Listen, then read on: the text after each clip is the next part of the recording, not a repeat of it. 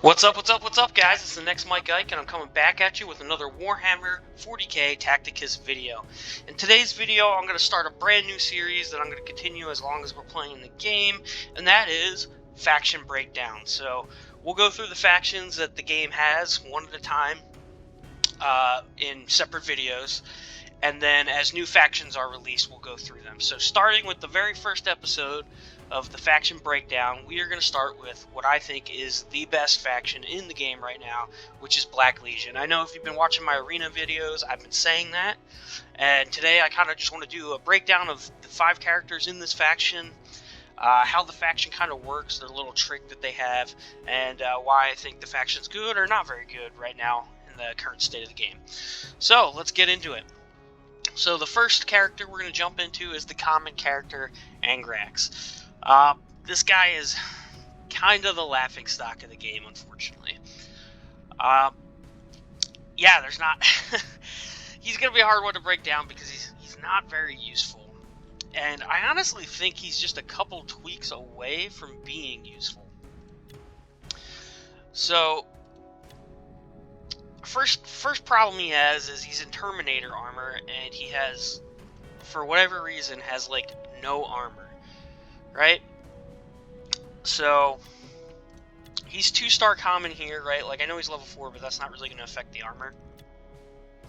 And this guy's a little bit higher, but, like, we're looking at, like, 44 armor on him and only 26 armor here. And he's only, you know, if I got a couple more upgrades on him, he'd probably be close. But he is super squishy, guys. If you're playing the campaign at all, you know he's super squishy. Which doesn't really make sense for a guy in Terminator armor. I think he should be, you know, thematic-wise, he should be tankier than, say, a regular Primaris Space Marine, which I'm assuming these guys are supposed to be. Yeah, they're Primaris. You know, he should be tankier than that, but he's not. Damage-wise, he has 4 hits in melee on a power weapon. Power weapon has a decent pierce ratio of 40%, but, you know, 4 hits, he's decent, but, you know, it's not like it's fantastic, and it's limited to melee. He's slow. He only has 2 movement, which, again, since he doesn't have a ranged attack, really, really affects him. And his damage output's, you know, okay. His abilities, he actually does decent damage with this one, Bringer of Despair. You're doing 4 hits with power damage, 40% pierce ratio to a target, and 4 to another one for the same amount of damage. That's and another enemy adjacent to him, and then any resulting battle fatigue is triggered twice, which is kind of nice. So basically, if you look at his damage right now, base, it's like 22 at level 4, so it does slightly more damage, and then hits somebody next to it, somebody else next to him as well, for that amount of damage. So, ability-wise, it's decent. You can do some decent damage to multiple characters. His passive, I mean, it seems like it would be good, but it's not. First off, you need Angrax to survive long enough for somebody to be close to him. And, yeah, he does damage when they move away, but it's not that much damage, right? And so you need, first off, you need somebody to be next to him and then move away to trigger it. And then when it does trigger, it's not that much. Like, if he did, like, just a basic hit when stuff moved away, maybe it would be good, but a lot of times it doesn't even matter because stuff moves away. He only does 1 hit, and then they turn around and shoot him, and he dies anyway. So, like, Angrax's biggest problem, I really think, is his survivability. If we could get some more survivability on him, he'd be alright. But with the slow movement, the mediocre damage, and pretty much no survivability, he's awful. I mean, he is maybe not the worst character in the game, but he's definitely in the running for the worst character in the game. And one of the other issues I have with him is Deep Strike. Deep Strike's awful, right? It's just not good. At least on him, it's definitely not good. Because, yeah, you can get somewhere cool, but again, you get somewhere neat with him, and then he just dies before he gets to go next turn. And since you can't land next to enemies, and he doesn't have any ranged attacks, you can see where this is the problem. He lands, then gets shot up, and you don't never get to go with him, or you deep strike him back like kind of where you would normally move him, and then he's only movement speed 2 to get where you're trying to get with him anyway. So, and with it being deep strike, you have to deep strike in that crucial first turn. A lot of times he doesn't do anything. I think this is something that they could actually change, and maybe, I guess there's other characters that have this that are probably pretty decent with it, but maybe give him his own unique deep strike or something, where he actually can deep strike next to something, because then at least maybe you could use him kind of as a scalpel to go in, scalpel something out, and then he dies. I guess that would also make up for his weakness. But yeah, right now his whole kit just does not work well. Hopefully we see some buffs for Angrax in the future. He also has the Let the Galaxy Burn trait. This is the trait that all of the Black Legion have. I think it's one of the better traits in the game. It says whenever attacking an enemy, there's a 50% chance that one additional hit is scored against that enemy, or a unit adjacent to it. If that unit is not Chaos, this applies regardless to which side the unit is on. So this is interesting because when it's like a character that has multi-hits, it's not as good, but if it's on a character that doesn't have multi-hits, it's actually pretty good. Because it can do some good damage. You just gotta watch out for hitting your own guys in arena if they're not Chaos guys. I've definitely done that, and that definitely is not fun. But this just lets you get splash damage a lot of times when you're attacking, which is always nice. And notice it doesn't say anything about in melee, so for our next character that'll be important because this will also trigger off of ranged attacks.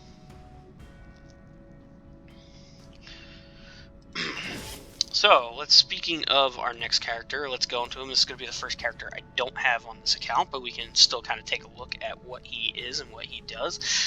Is Volk the Obliterator. Alright, so Volk still has the Let the Galaxy Burn trait. He's got Suppressive Fire, which is pretty nice. He's the ranged unit in the Black Legion. Suppressed is actually a pretty nice debuff. Suppressed units deal less damage, have -1 movement, and cannot overwatch, so pretty nice. Although most of the units that have overwatch have a range 3 attack, so a lot of times if he can hit them with his attacks, he's going to be able to get hit with their overwatch, because he doesn't have the ability that lets him ignore overwatch. However, if you do get the splash damage onto something, it'll still get Suppressive Fire, which is pretty nice. And then he's got Demon, which gives this unit an additional 25% chance to block up to 50% of its own current damage stat, which is pretty nice. It's a good buff. There are right now some stuff that triggers off of Demon that, like Roswitha, will do more damage against him because he's a demon, but other than that, this is a decent buff. Let's get into skills. Alright, so he deals Frenzy Firing, really good. Deals 6 hits with which are evenly distributed between all enemies within range. So this is either going to put 6 shots into the one thing in range, or it's going to split them up, however many enemies you have in range. His range is 3, by the way. And again, it'll put out Suppressed, which is really, really nice.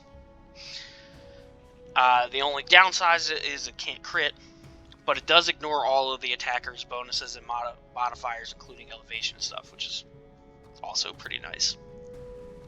So, decent ability. Obviously, I don't have him unlocked, so we can't really talk about his skills, but he is a range 3 ranged attacker, and he does actually hit a decent amount in melee as well.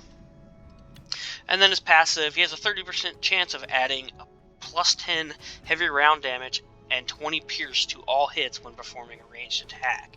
So when he's performing a normal ranged attack, he has a 30% chance of adding extra heavy round damage, which has a 55 pierce ratio, which is pretty decent, and 20 pierce to all hits when performing a ranged attack. So not sure if that goes up to like 75 pierce damage on that, but he's a decent range character. Like, he's not a stud, but he is like one of the better range characters in the game. Just any of the characters that can kind of do a decent AoE and then still have good damage afterwards are pretty good. So I almost feel like he's kind of like a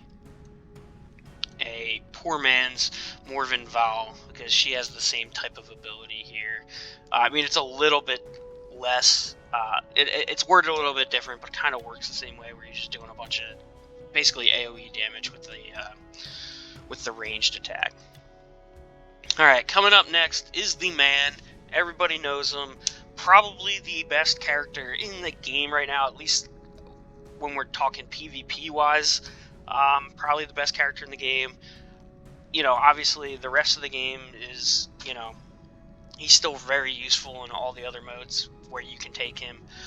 But definitely he dominates PvP, and that's Archimatos.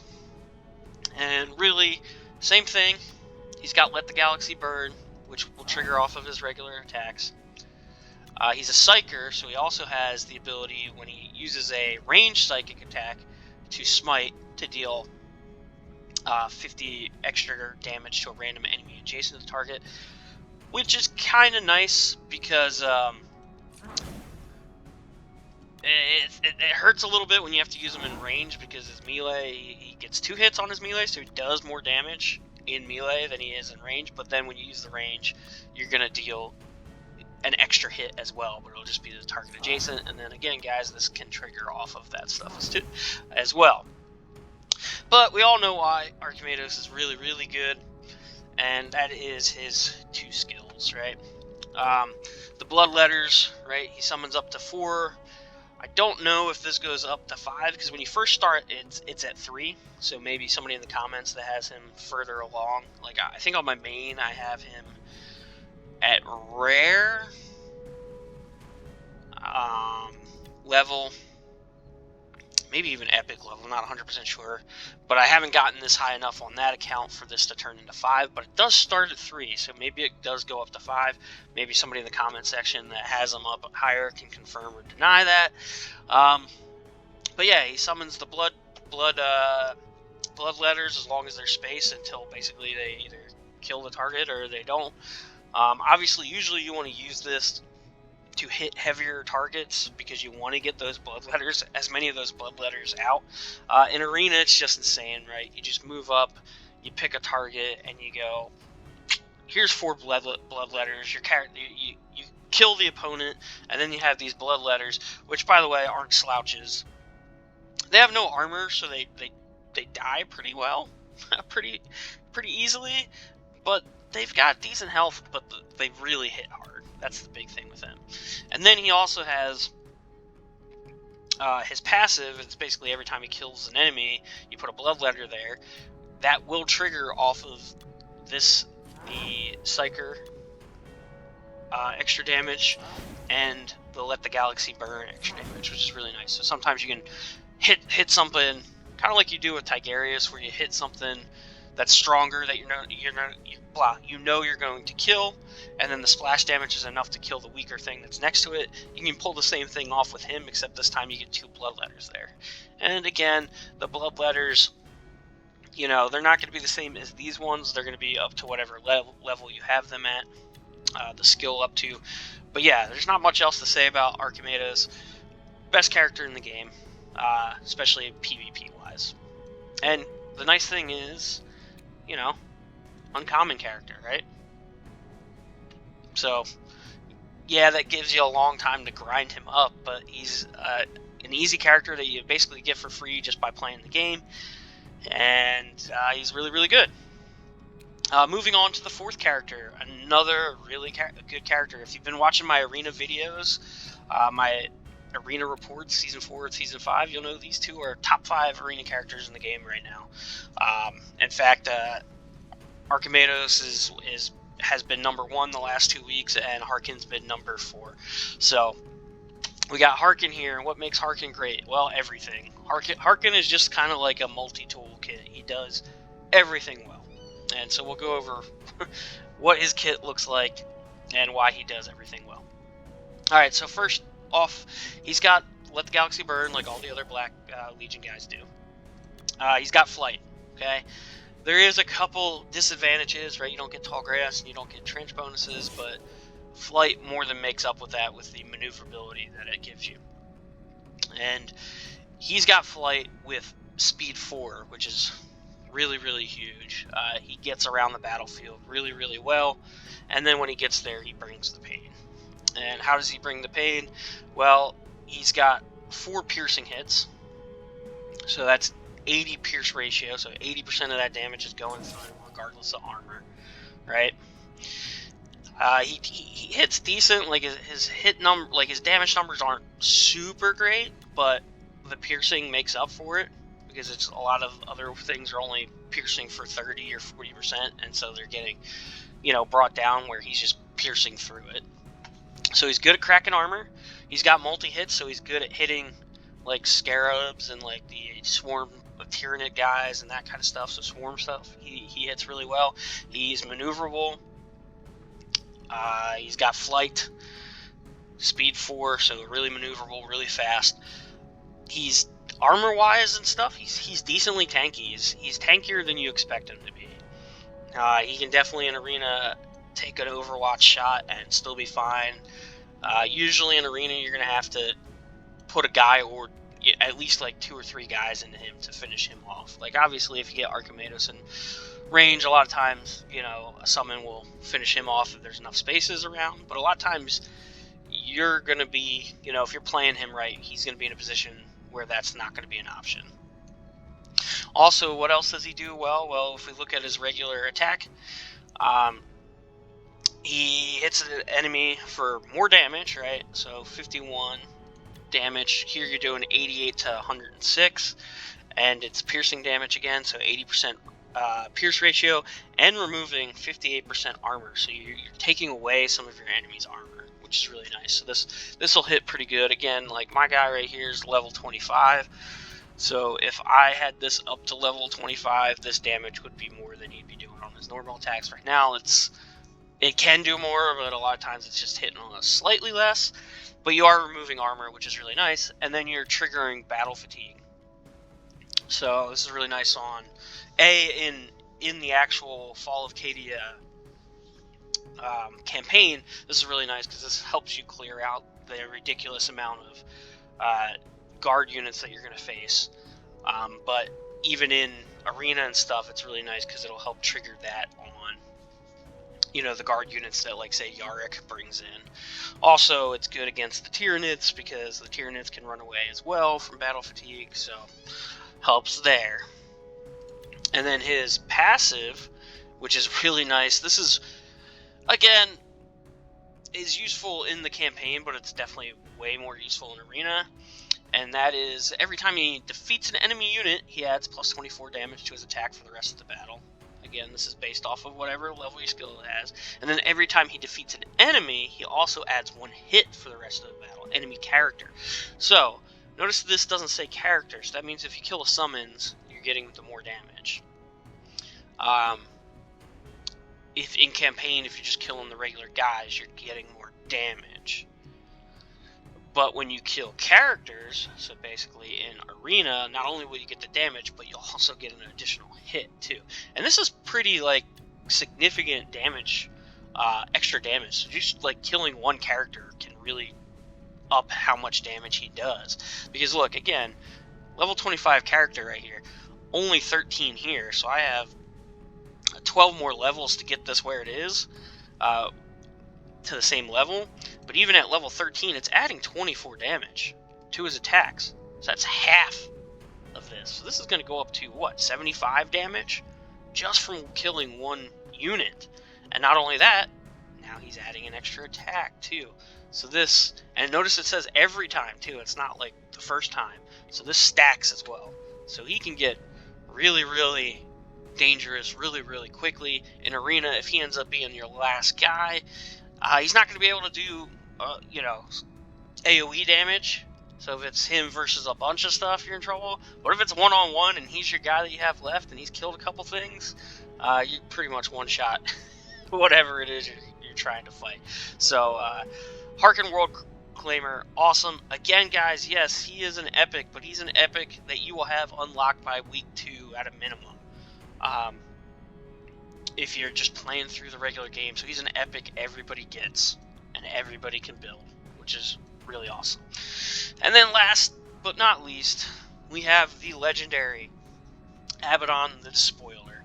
I have him unlocked on my main. I got really lucky with my first 10 pull on my main account and was able to get him, which was awesome. At the time, the first two accounts that I made, I pulled a legendary, and I thought, oh, maybe it's guaranteed or something, and then quickly found out that is not the case. So I was super lucky to get him on my first legendary pull, and he's really, really good. He's one of the better legendaries in the game. It's hard to say because I haven't gotten to play with a lot of them, but like he's definitely better than Typhus. He's definitely better than Calgar. I'd say Celestine's probably better. Celestine, Morven Val's probably better. Okay. And I don't really know. On paper, I think Creed looks probably a little bit better. And then the High Marshal, I don't know. But Abaddon's good. And what makes him good? Well, we'll go through his kit. So, first off, again, he's got the Let the Galaxy Burn trait, really good trait. I have it pulled up on my main right now. Again, guys, I can't record my main on the computer, which really, really stinks. I'm working on getting a mic, so at least my sound quality on my phone will be good, and I can record more stuff on my phone so I can actually show you my main account. But I do have it pulled up in front of me, so we can kind of go over what he does. So he has got movement 3. He's got decent armor, decent health, puts out decent damage. He has a power sword that does 5 hits, so 40% pierce ratio, okay, but he's doing 5 hits, which is pretty good, especially since he has decent damage numbers.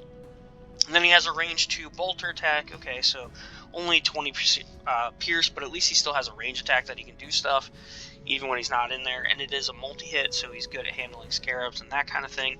But the thing that really makes Abaddon tick are his 2 specials. This attack is amazing. In Arena, it's basically pick something, wipe it off the board. Now, you have to be in melee, but attacks the target in melee using both the Talon of Horus and the, I'm not even going to pronounce that, Drakian, which I guess is the sword. He deals 3 hits that do piercing damage, and then 5 more hits of power damage. So he's doing a total of 8 hits. He's doing the first 3 with the nice 80% pierce, and then the next 5 with the 40%, which still isn't terrible pierce ratio. And he's resetting his health.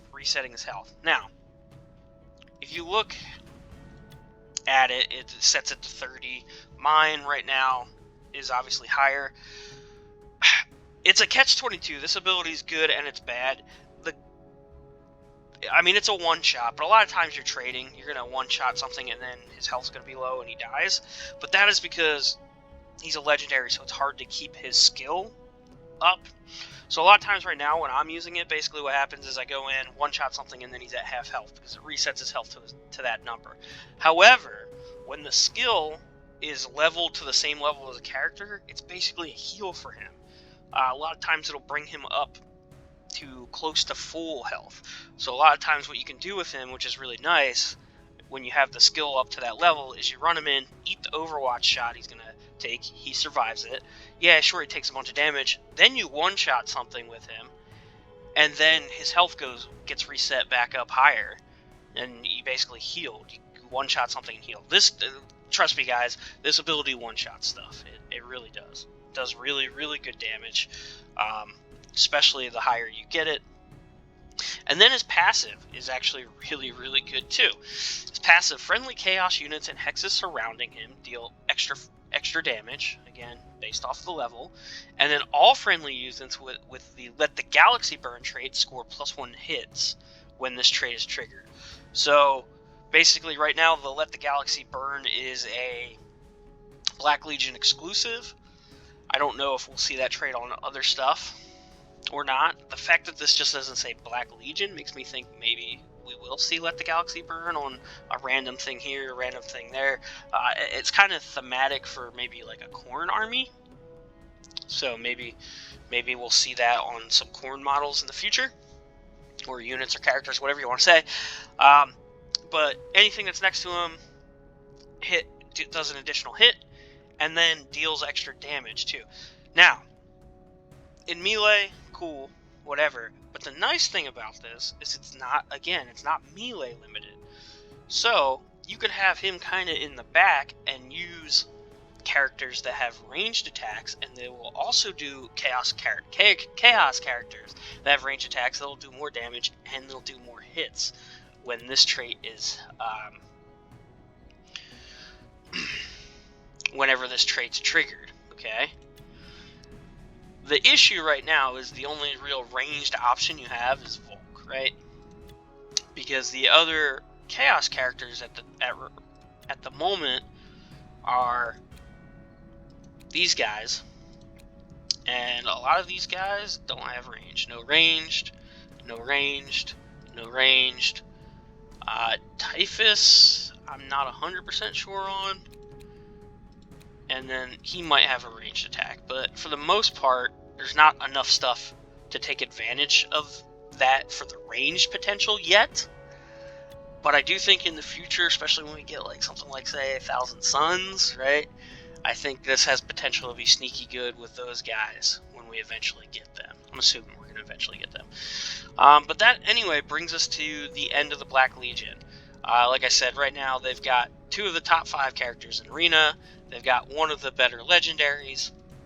They've got a decent unit in Volk, and the real weakness is Angrax, which kind of stinks because Angrax you need a lot in the Fall of Cadia campaign. But other than that, this